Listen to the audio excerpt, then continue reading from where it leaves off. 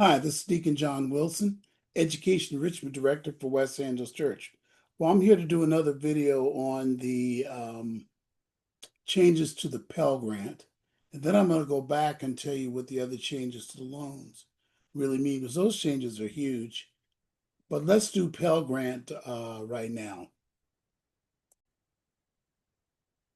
Here again, so we're talking about changes to the financial aid system due to the so-called big beautiful bill, or HR-1, because there's a lot of disinformation out there about it. And I want to be sure that my parents and my students know what it really means. Now, a lot of you, this is your first year, so it doesn't matter what it was before. So that's why I'm covering this here as if you didn't know from before. But Pell Grants have pretty much been reserved for students whose families are less than 50,000 a year. Above that, you really don't get a Pell Grant, or it's a very small one. So it's only a factor for low income families. Um, that's very important to understand. A lot of you will never, like some of you making 80, 90, 100, 200, 300,000 a year in your family, parents. Students aren't going to have to worry about Pell Grants anyway. So, but I think I better cover it for those that do need to be concerned about that.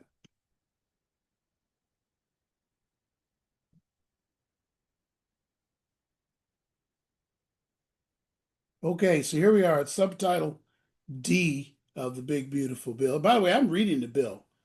You all should stop listening to people and read it for yourself. In fact, in the description block below, I'll include a link to the Big Beautiful Bill itself, or HR-1. You can scroll down and see the whole bill.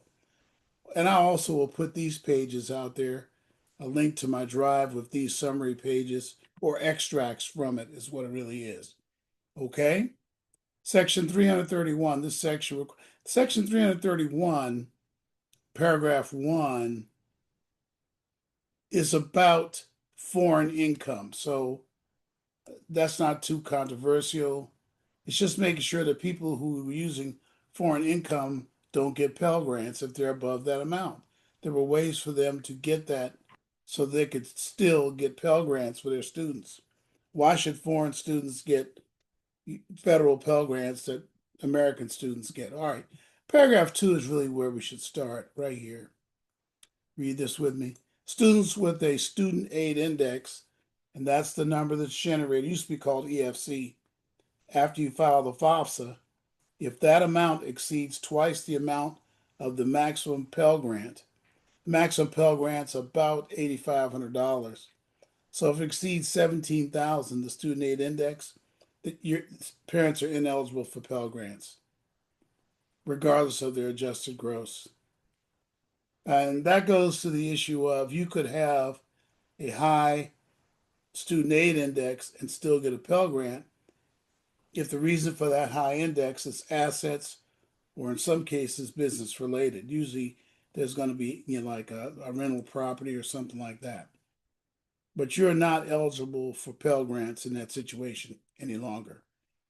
That was a long time coming, because you can't get a Cal Grant if you have a certain amount of equity in property. Okay, here's another one. This section also increases the number of credits that a student needs to qualify for full-time enrollment or to receive a Pell Grant. Right now, I believe in some cases, students could have 4 credits, 3 credits, 5 credits, still get a Pell Grant. Okay, but now it's going to be, I understand, 9 credits before you can get a Pell Grant. So if you're going to 2-year college, you need to take enough classes to get the Pell Grant. This is, I think, also to stop this hideous, corrupt strategy that students use called Pell jumping, where they go from school to school getting Pell Grants and never completing courses. This section here provides a student who's enrolled less than half time, you can't receive a Pell Grant. So that's just solidifying that you have to be 9 credits. I think 6 credits might qualify, but I know that 9 will to receive a Pell Grant. So Pell Grants are getting a little harder to get. It's more requirements, But students who are in financial need, it appears to me, will be unaffected by Pell Grants. These are loopholes they're closing. Okay? This 332 is interesting. It's for students that are in workforce programs. Pell Grants, that's a program, those are programs that have a classroom part and a work part, kind of like an internship, but they're paid for it. Okay? This section requires the Department of Education to award Pell Grants to students enrolled in workforce programs. Now, you see, they're not doing that now, but it's something new. So if your student's learning a skill, or student, if you're out of school, have your degree, and you're learning another skill, and you're working while you're doing it, it may apply to you. In fact, there's a nice section here about interns.